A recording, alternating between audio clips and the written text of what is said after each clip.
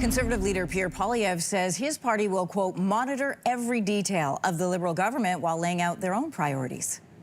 We need a budget to cut bureaucracy, consultants, foreign aid, and corporate welfare to generate the savings for lower debt, taxes, and inflation. Poilievre will need to rely on his caucus to deliver that message as he waits for a by-election later this year to win back a seat in the House. For more on how the Tories could approach Parliament as it begins today, we are joined by former Conservative Cabinet Minister Peter MacKay. Good to have you back. Thank you, Anne-Marie. Good to be with you.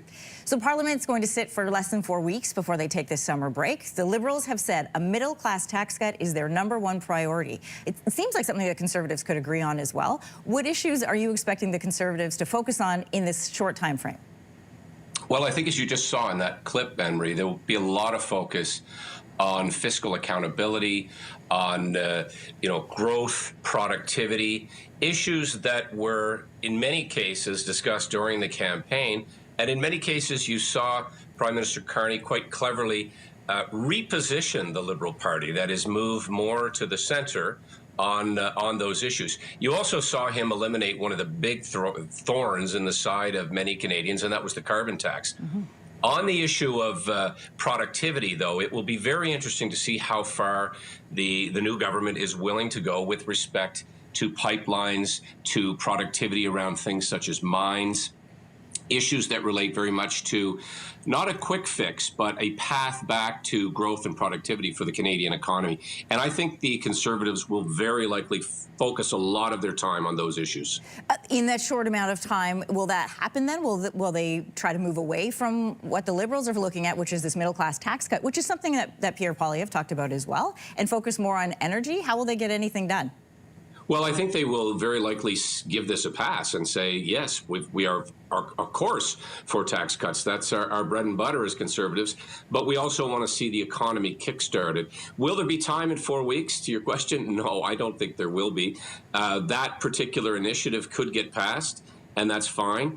But in terms of the overall growth in the economy, it's going to take a lot longer and a lot more specific initiatives from this government. And I think you will see a lot of the coming days taken up with pomp and ceremony around the throne speech and, Sure. and King Charles being there. So the real business of Parliament won't happen until the fall. Listen, I'm really glad there are cameras inside the House of Commons because I'm fascinated to see what this new session is going to look like. We are used to seeing Pierre Poilievre push back against the government in the House of Commons, but he's not going to be there. It's going to be Andrew Scheer until at least the summer. How are the Conservatives going to adapt to not having him there? Because I think you can agree he really led the charge as leader of the opposition in the House. He did, and there will be a new dynamic, but let's not forget that Andrew Scheer was previously leader of the Conservative Party. He's a very able parliamentarian and will be up for that task. But it will also, in many ways, allow the Conservative Party to showcase the team in a way that perhaps they wouldn't if Pierre Poilievre was in the House. Now, Mr. Poilievre is still going to be there and have a presence, and of course, it's not the way it used to be.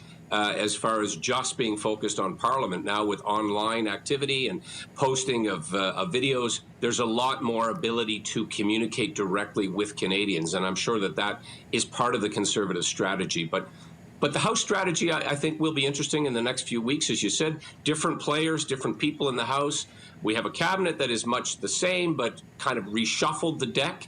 So it's onward and upward. And of course, the big issue that is, of course, also going to get a lot of attention is Donald J. Trump, as he did during the election campaign, and tariffs and continued punitive comments against Canada. That is also still a live issue for Canadians. Sure, for many Canadians, and I think also the focus wants to be on what we can fix ourselves. Now, I want to ask you a quick question about what it'll look like in the House, especially during question period. Pierre Poilievre was really known for his debate skills. He was known for his style in opposition. Is Andrew Scheer the party's best foot forward? Well, Andrew Scheer, as I said, has perhaps more experience, arguably, even more than Pierre in some ways. As leader, he was there for a time. He was also Speaker of the House. So I think there will be a different tone, to be sure. Perhaps a little more restrained, a little more focused, perhaps on pushing back on the government as far as what they're going to do when it comes to the economy, and why they're not perhaps being a little more responsive to the asks from the province. That is also something that can happen outside the House of Commons in terms of these lowering of interprovincial trade barriers.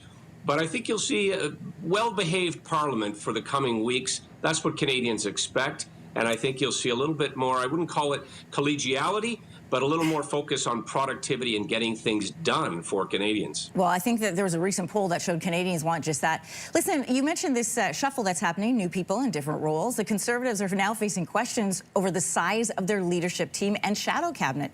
So just for example, of the 144 Conservative MPs, 73 are in shadow cabinet or leadership roles. There's been a lot of focus on, the size of rallies and the size of now of this shadow cabinet. What's the strategy of having a bigger team? Is bigger better? Well, I think bigger gives people something to do. There's a greater concern when you're in opposition, Anne-Marie, to keep people busy. Whereas in government, cabinet positions, there is the discipline of power. Not so when you're in opposition. So giving people specific roles, as Mr. Poilievre has done, I think was a smart move. It gives people also a precursor to the experience that they need when they form government. And that, of course, again, is a training ground. It's an ability for members of Parliament to showcase their skills, their acumen in certain files. So I don't think the size of the opposition is really going to garner a lot of attention, as it would if it was a bigger cabinet, which arguably it's roughly the same with this new two-tier approach.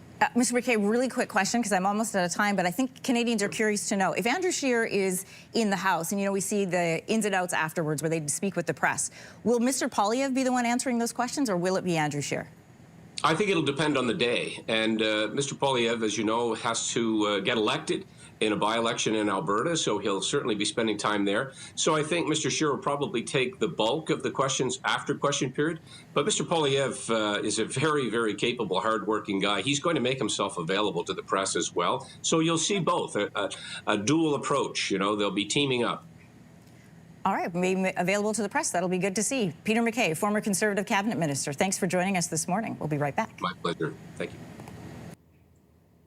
If you like that video, make sure to subscribe to the Your Morning YouTube feed, where you can find all kinds of new content posted every weekday morning.